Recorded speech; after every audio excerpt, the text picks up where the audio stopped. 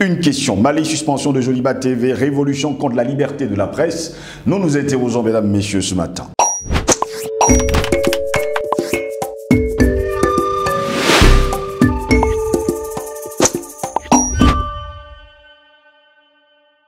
Mesdames, Messieurs, bonjour, très heureux de vous retrouver sur Panafricaniste TV, votre chaîne de télévision. Bienvenue à toutes et à tous à cette autre édition de Parole panafricaniste. À la suite d'une plainte déposée par le Conseil supérieur de la communication du Burkina Faso, les autorités maliennes ont acté la suspension mardi 26 novembre dernier de la diffusion de la chaîne privée d'information Joliba TV. En cause, une offense commise publiquement envers un chef d'État étranger lors d'une émission le 10 novembre dernier. La télévision privée d'information malienne Joliba TV News a cessé d'en d'émettre le mardi 26 novembre dernier au matin, après la décision des autorités de lui retirer sa licence à la suite d'une plainte du voisin et allié burkinabé. Des négociations restent cependant en cours entre la chaîne et les autorités du Mali pour une reprise de la diffusion, ont indiqué, on va le dire ainsi, des proches du dossier s'exprimant sous le couvert de l'anonymat, compte tenu en tout cas de la sensibilité de l'affaire. L'arrêt de la diffusion même momentanée est un nouvel acte restrictif à l'encontre des médias de la part, on va le dire, des autorités maliennes depuis 2020. La haute autorité de la communication malienne a décidé en fin de semaine passée de retirer sa licence à Joliba TV après une plainte du Conseil supérieur de la communication du Burkina Faso.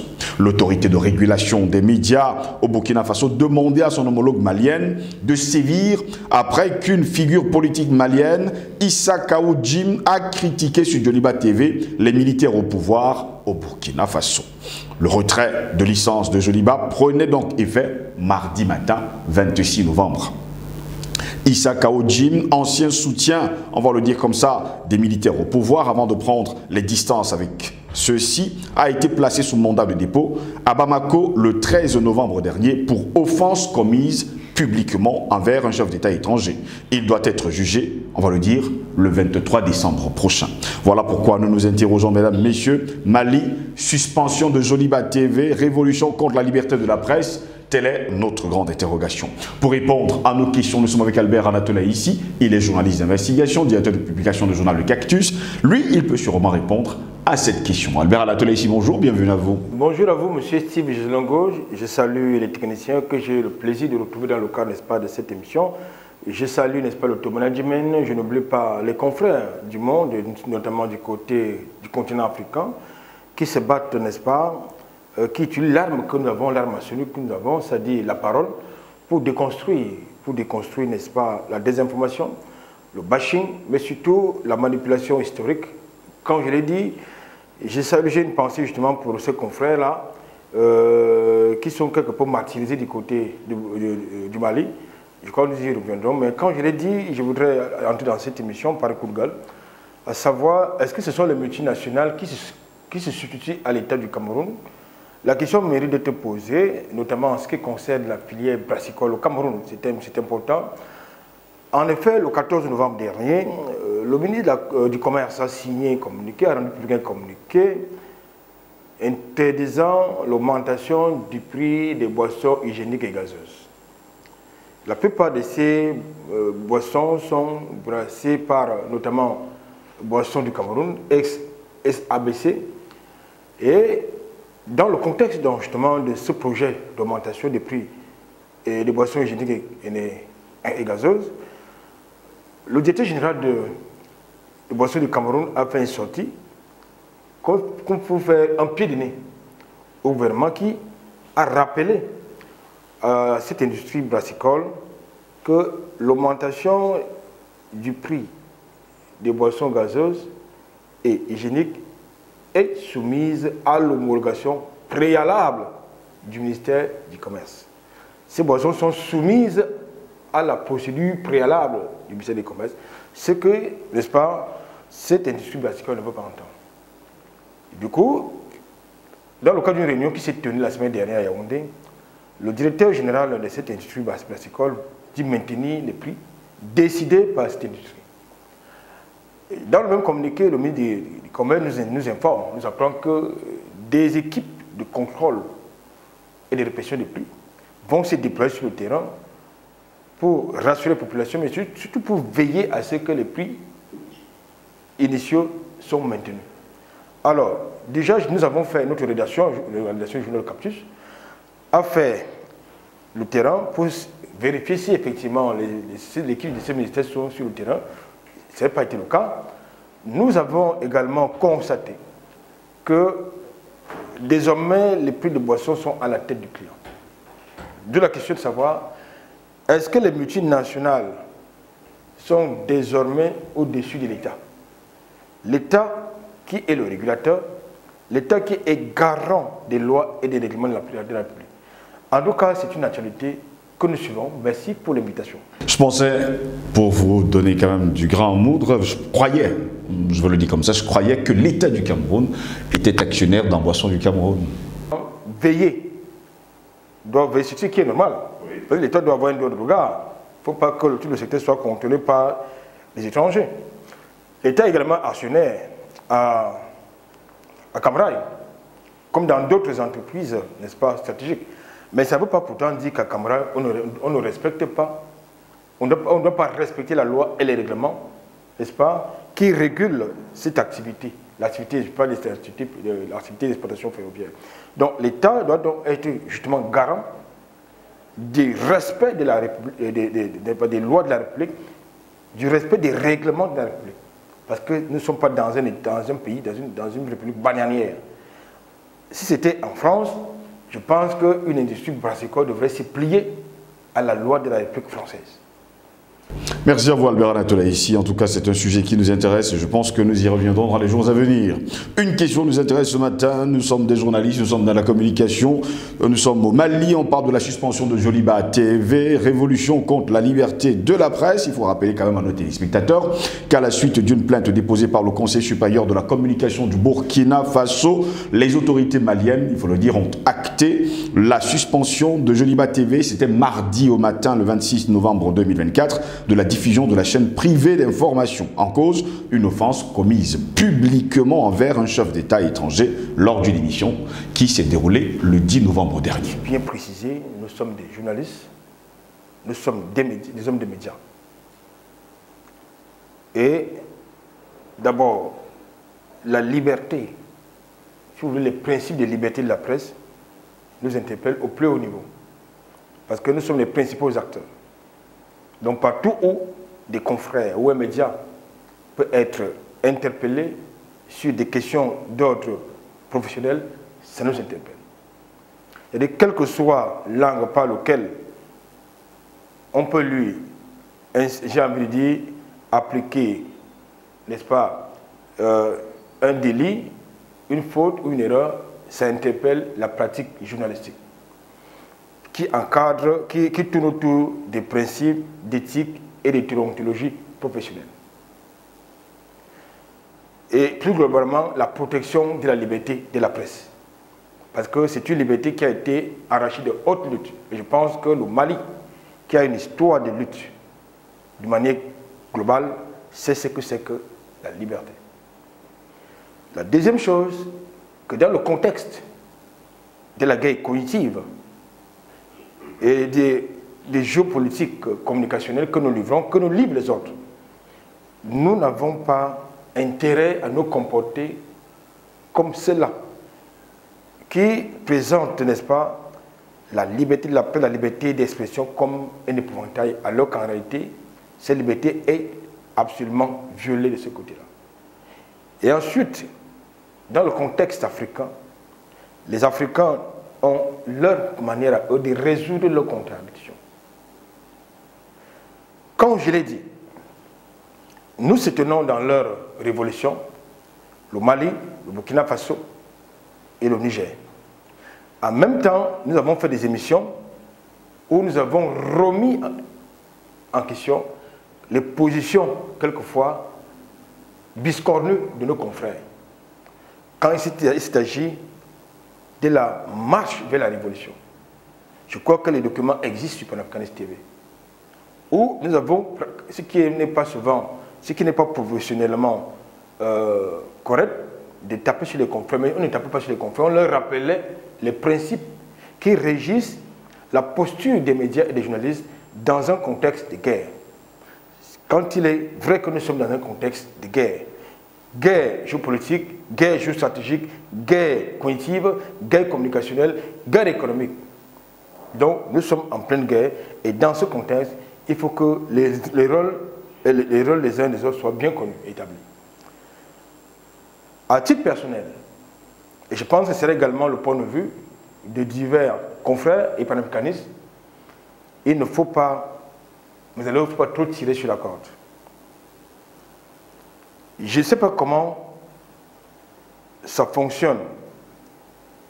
Qu'est-ce que la loi prévoit, qu'est-ce que la réglementation prévoit du côté du Mali en ce qui concerne les fautes journalistiques.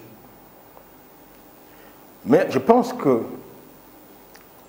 lorsqu'un média invite un invité,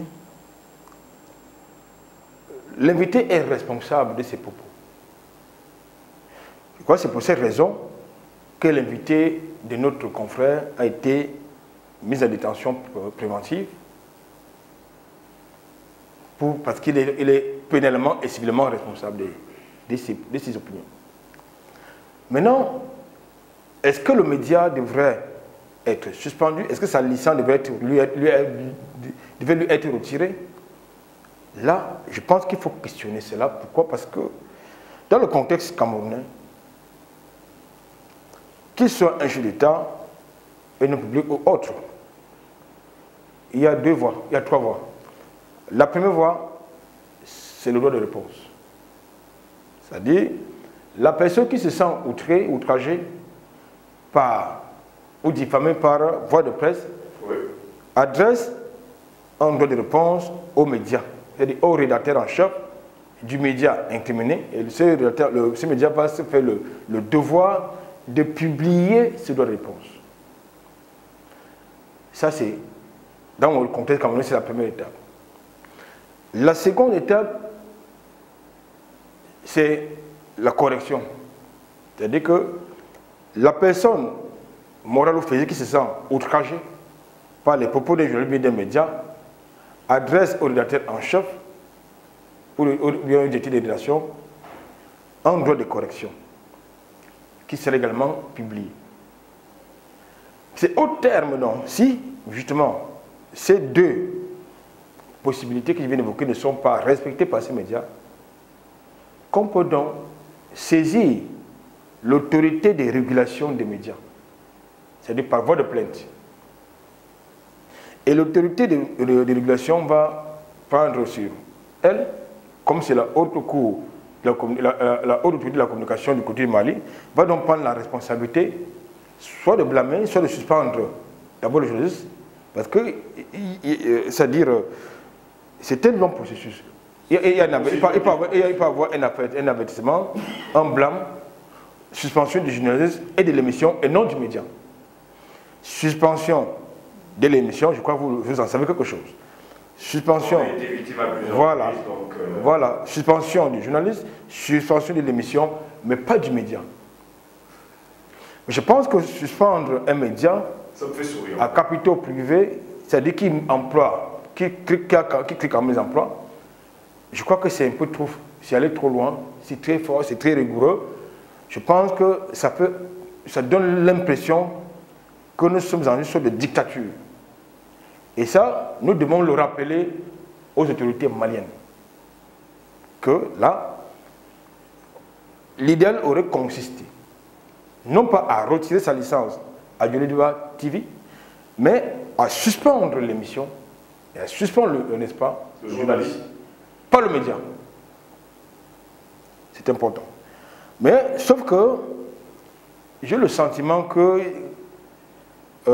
ils sont en train, les autorités maliennes sont en train de vouloir embrigader la liberté de la presse.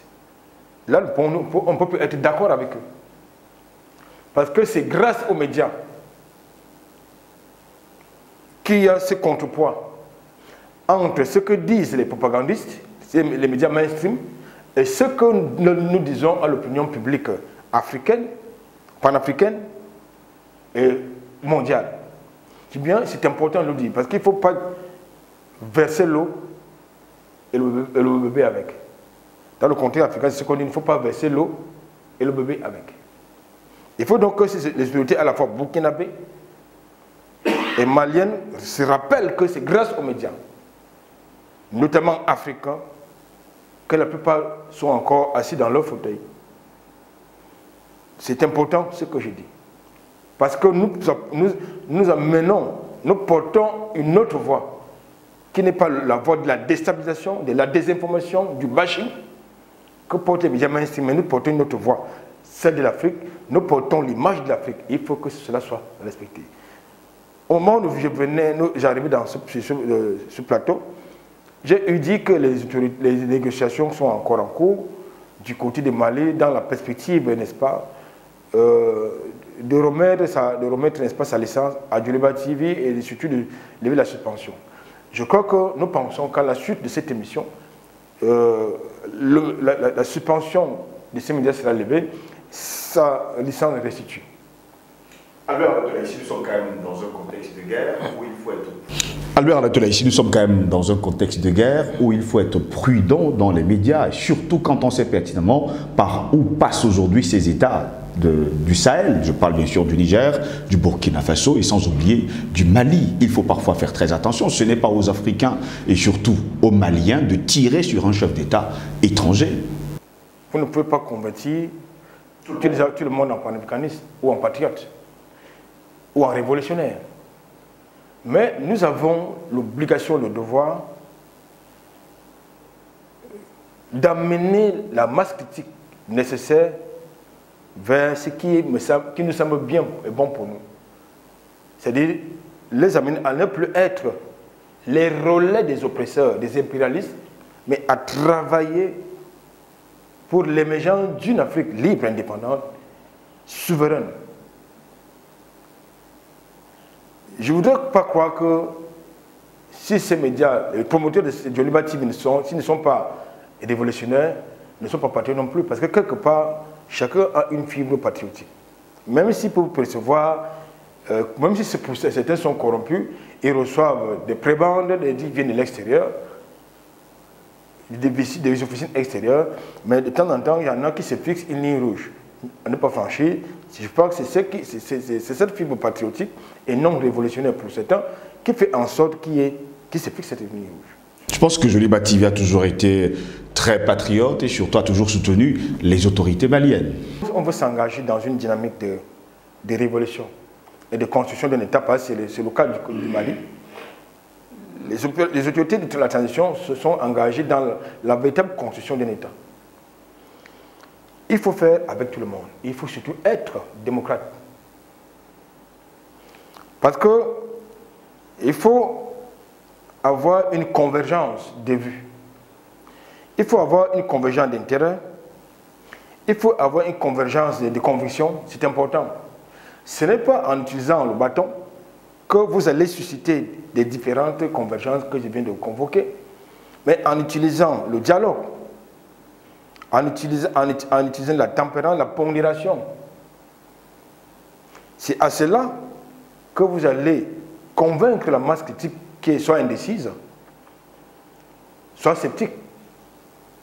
Ou alors, si vous faites tout le contraire, vous allez donner justement du grain à moudre à ces experts de plateaux hexagonaux, à ces médias mainstream qui pensent que du côté du Mali, comme du côté du Niger ou du Burkina Faso, nous avons affaire à des dictateurs. Or, je pense et je suis convaincu que ce ne sont pas des dictateurs, ce sont des patriotes, non pas chaque jour, ils risquent leur vie parce qu'ils ont choisi une dynamique de s'engager, ils ont choisi de s'engager dans une dynamique révolutionnaire. Nous avons déconstruit, par exemple, lorsque je dis nous, je parle des médias africains, de cette ère de révolution, nous avons déconstruit le narratif qui consistait à appeler les présidents de la transition guinéenne, burkinabé et malienne de putschistes. C'est nous qui leur avons dit qu'il ne s'agit pas de putschistes du point de vue des panafricanistes, ce sont des révolutionnaires. C'est les médias. Et je pense qu'aujourd'hui, tout le monde est d'accord que ce sont des révolutionnaires. Il ne faut donc pas qu'ils nous fassent mentir nous qui avons dit et continuons de penser qu'ils sont des révolutionnaires, je pense qu'ils doivent pouvoir poser des actes qui vont dans le sens de la révolution. La révolution n'est pas intolérante. Non, la révolution n'est pas intolérante. La révolution est pédagogique. La révolution, elle était pédagogique avant d'être intolérante, avant d'être répressive. Elle est d'abord pédagogique. Parce que je ne suis pas certain que beaucoup d'Africains savent ce que c'est qu'une révolution et quelles sont les contraintes, les difficultés de la marche vers une révolution. Lorsque nous convoquons dans nos débats l'histoire de Mao Tse-tung en Chine, ce ne fut pas un long fleuve tranquille. Du tout. Ce ne fut pas un long fleuve tranquille. Lorsque nous parlons de la révolution cubaine, ce n'était pas un long fleuve tranquille. Il y a eu des trahisons, il y a eu j'ai envie de dire, des exécutions, il y a eu des violences, il y a eu quelques formes de la barbarie pour que la révolution avance. Mais avant cela, il a fallu utiliser, c'est-à-dire les leaders de ces révolutions ont d'abord utilisé la voie du dialogue, la voie de l'éducation révolutionnaire, avant d'utiliser la répression. Parce qu'il est intolérable que, et là je suis parfaitement d'accord avec eux, qu'il est intolérable que lorsque vous êtes engagé dans une révolution qui est des dynamiques de trahison, de collaboration, les dynamiques de bashing qui reprennent le narratif ou les postures des autres. Je suis parfaitement d'accord. Et nous avons régulièrement, tout à l'heure je l'ai indiqué, nous avons de manière régulière fait des émissions là-dessus pour attirer l'attention des confrères en leur faisant comprendre que ailleurs, par exemple en France, lorsque la République est en danger, il n'existe pas de clivage politique, il n'existe pas de ligne éditoriale. Tout le monde s'aligne derrière la République et tout le monde devient patriote. En tout cas, il faut rappeler à nos téléspectateurs ce matin que les négociations restent toujours en cours entre la chaîne et les autorités du Mali pour la reprise de la diffusion. Et nous savons pertinemment que dans les jours à venir, les choses vont changer. Joliba TV récupérera sa licence et rouvrira ses portes parce que Joliba TV emploie quand même plusieurs dizaines de Maliens. Merci à vous Albert Anatoula ici d'avoir répondu à nos questions. C'est un plaisir pour le cas. Merci à vous également, mesdames, messieurs, de nous avoir suivis. Restez sur Panafricaniste TV. L'information est en continu sur notre chaîne. Bonne journée à toutes et à tous.